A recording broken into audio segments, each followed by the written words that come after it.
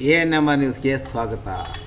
Brain tumour ಕಾಯಿಲೆಯಿಂದ ಬಳಲುತ್ತಿರುವ ವಿದ್ಯಾರ್ಥಿನಿ ಚಿಕಿತ್ಸೆಗೆ ಆರ್ಥಿಕವಾಗಿ ನೆರವಾಗಲು ಮನವಿ. ಚಿಂತಾಮಣಿ ತಾಲೂಕಿನ ಇರಗಂಪಲ್ಲಿ ಗ್ರಾಮದ ಚಂದನ ಎಂಬ ವಿದ್ಯಾರ್ಥಿನಿ ಬ್ರೈನ್ ಟ್ಯೂಮರ್ ಕಾಯಿಲೆಯಿಂದ ಬಳಲುತ್ತಿದ್ದು, ಆಕೆಯ ಚಿಕಿತ್ಸೆಗೆ ಆರ್ಥಿಕವಾಗಿ ನೆರವಾಗಲು ಪೋಷಕರು ಮನವಿ ಮಾಡಿದ್ದಾರೆ.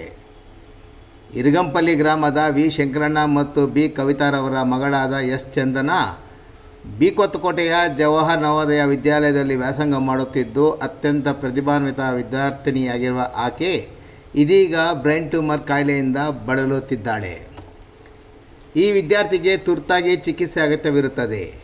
ವಿದ್ಯಾರ್ಥಿಯ ಪೋಷಕರು ತೀರಾ ಕಡುಬಡತನದಲ್ಲಿ ಜೀವಿಸುತ್ತಿದ್ದು, ಚಿಕಿತ್ಸೆ ವೆಚ್ಚ ಭರಿಸುವ ಶಕ್ತಿ ಇರುವುದಿಲ್ಲ.